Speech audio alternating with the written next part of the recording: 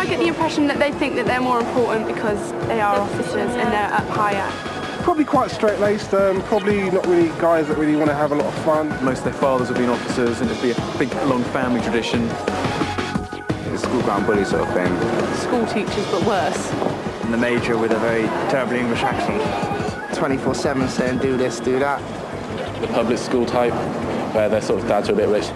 You normally see the common labourer just doing all the muddy stuff, and your toffee nose upper crust person up there giving it all that. You are signing your life away. You don't actually have to do much thinking for yourself. You are their property. It looks kind of boring. It's always really been for the men, hasn't it? You're probably not going to get like a lad like myself from Tottenham climbing the ranks, do you know what I mean? It's probably like an old boys network. Not really my cup of tea.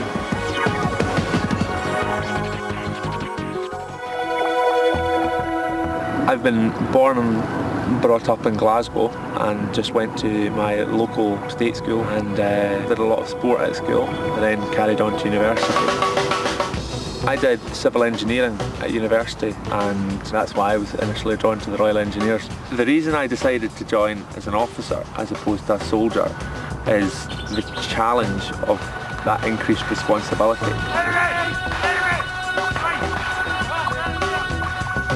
The first stage is after you've written all your application forms, the RCB briefing, which lasts a couple of days and just introduces you to what you'll meet at the next stage, which is the regular commissions board itself. That takes place over 3 days and there's a full range of tests, and then you've got the kind of whole physical side of it, such as the assault course and what we call command tasks in the army, which aim to just kind of try and establish your leader.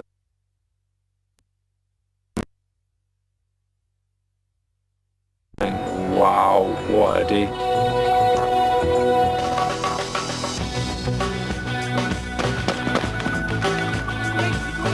Directly in front of us,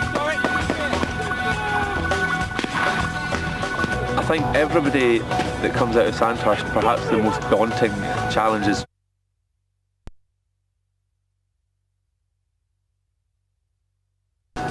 you know, just making that first impression and getting a first impression of them. I think a few of my friends working, I think they're slightly envious that they didn't have the courage to get up and go for it. When they see, you know, that where their careers are going and where mine's already been. It never really occurred to me to become a soldier. It was always to be an officer, you know, commanding the men, organising careers. That side of things was what drew me in. By the time you get to the end of Sandhurst, you just want to get out and put it into practice and meet soldiers. When I met my first troop, straight off the troop commander's course, you're sort of like, oh my God, what do I say to these guys? And these are sort of the people I'm going to be commanding further down the line. It takes a while for them to relax and for you to relax. It works both ways. You have to earn the respect. It's not sort of automatic with the, yeah, I've got my 2 pips and so if they're all going to worship the ground I walk on kind of thing.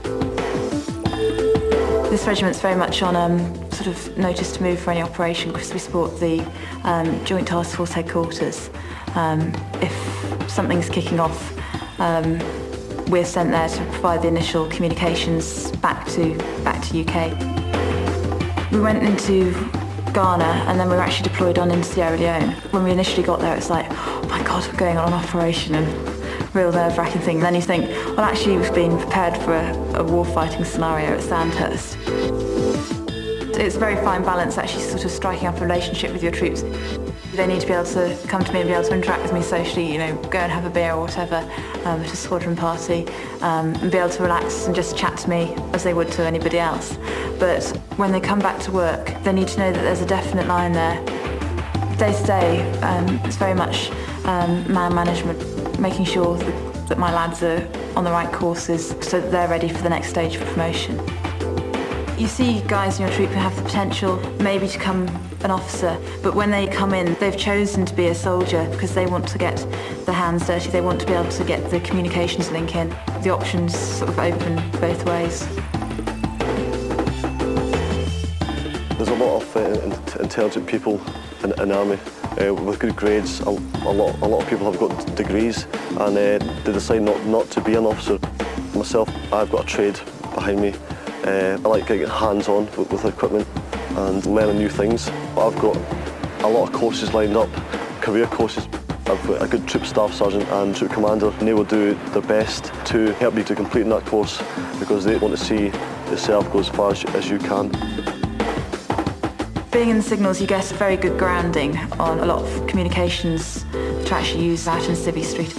In a couple of years' time, I could leave and ideally walk into a job at BT or Orange or something like that, because of the communications background that you've got. But then again, you get such good man management experience. I could sort of walk into a job doing, personnel management or human resources or whatever it is in some big company, and all my experience here would be completely relevant to that as well. I'm loving this job at the moment. So many opportunities to do a wide variety of things. Whatever sport you're into in the army, you can get to do it. I'm taking the ski team to Austria at Christmas for months competition and training. So I don't know many other jobs where you get to do that sort of thing.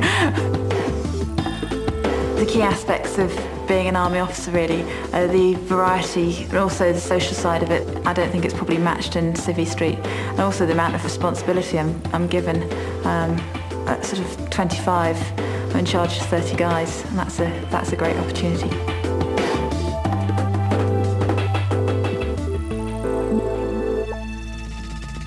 When I was at school, there'd always be an Army Liaisons officer who'd come in 3 times a year just to speak about careers in the forces. That really fueled my interest, and from then on I went to do the Regular Commissions Board. I did the selection when I was 17 and arrived at Sandhurst when I was 18 years old on completing my A-levels.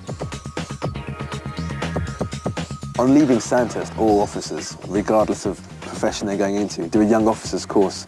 On completion of this, you had peers of mine going straight off to Bosnia, straight off to Ireland. I was going straight off to Ireland to take over my troops. No longer is it theoretical. You actually have to be responsible for all soldiers, their lives, their careers, and it's quite a daunting prospect, actually. And I think they were quite wary of me because I was a 19-year-old second lieutenant who was going to take them out to an emergency deployment to Belfast. I think that was quite a good way to do it, because we went straight into the deep end and managed to get their trust and respect fairly early on. I've got 2 weeks leave, about 2 weeks before this year. But don't worry about working your leave. Sure. The real challenge starts when you actually leave Sandhurst. Where they don't prepare you, which I don't think they can prepare you, is dealing with soldiers' personal lives. I mean, half my guys were married and they come to me with their marital problems. They want parental advice. And I was a 19-year-old, and you've got no experience of this, but just by listening and hopefully applying a bit of common sense, as an outsider, you can actually help them.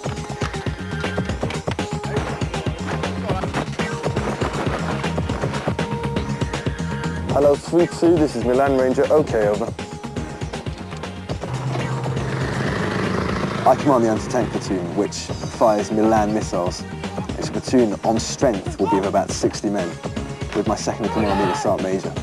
And essentially, the running and admin of that platoon is down to me, my Sergeant Major. The platoon sergeant, the second in command, has amassed years of experience which I don't have and which young officers don't have. I have the ideas, he tells me how realistic they are, then we both make them happen. Yeah. I am the mother of the platoon. I am constantly getting them ready, be it for exercises, be it for operational tours. It doesn't really matter. That's where Leon steps away from it all. But at times then, when it's time to go, in he comes and he takes them off. And occasionally when they falter, I put them right back in. These are the things that don't go on that. So when the Manchester... It's got to be spot on, the relationship between the platoon commander and the 2IC of the platoon. We do work well, and the reason that I think we work well is because we talk. One has more experience than the other, but you need to find an even balance, because the platoon commander is in charge, and he needs at times to be seen to be making decisions. I just wanted to leave school and be a platoon sergeant. At the end of the day, that is all I wanted to do. Well, it's not just a good job, it's an excellent job, I love it. Yeah, there were 20 down. I'm very much the same age as a lot of the soldiers. So when you go away out of the military environment, it's quite easy to slip into just talking on the same level. The fact is, it's my responsibility to make sure that doesn't happen. They have friends. They don't need me to be their friend, they need me to be their platoon commander. Milan Ranger, we clear to fire, over. Oh, God!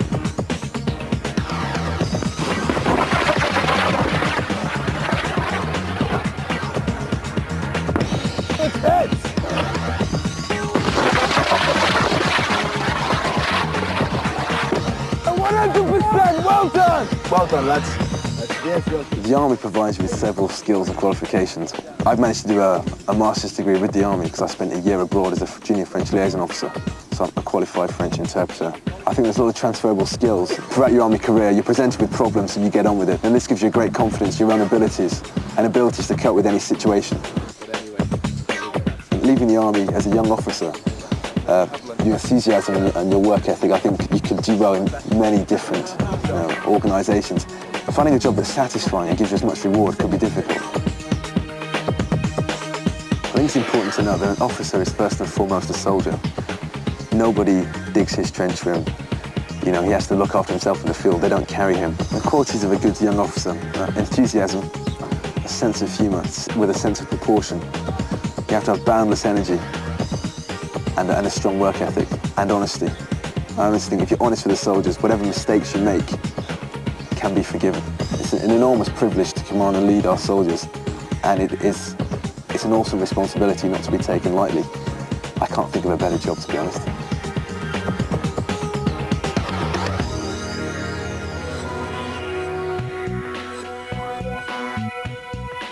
I'm what they call the officer commanding of a light aid detachment, serving with the REME. And my professional role within the Army is to look after the engineering aspects of the regiment.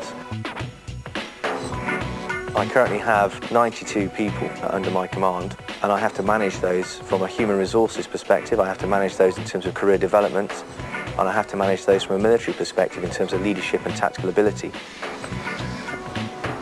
People may be surprised to hear that as an Army officer you don't spend all of your time under a canvas, and actually my daily routine when I'm not on exercise involves being in my office, writing papers, dealing with all the issues that come through that you may expect with a normal business.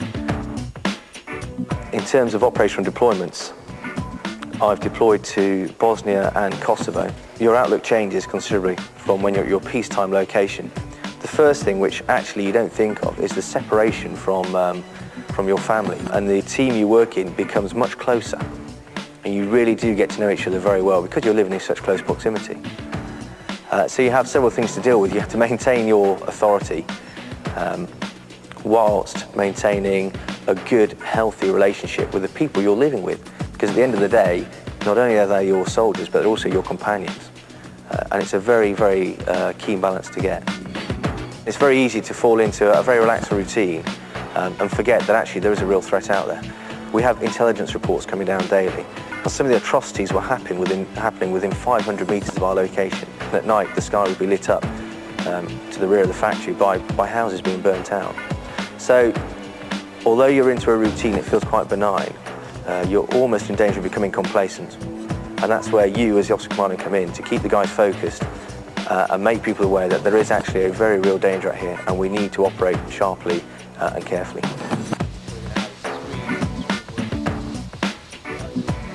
I would be an officer rather than a soldier, because at the end of the day, you are that person responsible for those soldiers. You are the one under pressure, you are the one who has to make those decisions, and you are the one who they turn to. As a soldier, you're an important part of that team, but as an officer, you are solely responsible for that team. And that creates a pressure that you cannot get anywhere else within the ranks unless you are commissioned. Every day is different. And I quite like having to use my initiative, my brain power to give direction and actually have an influence on an organisation and shape it. One of my soldiers came up to me the other day and we were chatting, and he was saying sometimes he really struggles to fill the last 2 hours of that day. And I said to him, well, actually sometimes I just need another 2 hours in that day to get the job done. And that's one of the key differences as well. Soldiers are busy and they do need drive, but when you are responsible and in charge of the organisation, you can't have an off day. You've got to be motivated all the time.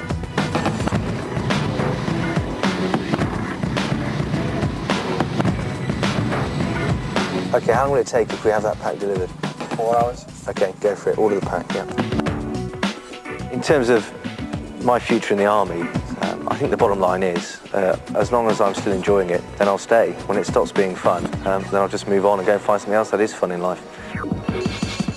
They come from very posh backgrounds, all public school boys. Their fathers have been officers, and it'd be a big, long family tradition. Army officers are recruited on merit, on their own individual qualities, not on what family background they have or where they come from. You are signing your life away, that's what it seems like.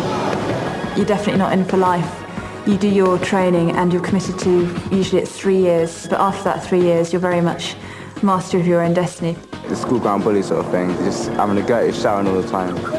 I'm not the kind of person who responds to being shouted at, as I dare say most intelligent people don't really respond to it. So I'd like to dispel that myth for a start. Shouting gets you nowhere. You don't actually have to do much thinking for yourself. I quite like having to use my initiative, my brain power, to give direction and actually have an influence on an organisation and shape it. You're not really going to be pushed as hard in many civilian jobs that I can think of. The key aspect of being an Army officer is the variety of life you get, and also the amount of responsibility I'm given. The qualities of a young officer: enthusiasm, a sense of humour. You have to have boundless energy, a strong work ethic, and honesty. I think if you are an enthusiastic sort of person that wants to shape an organisation, then you should consider becoming an officer.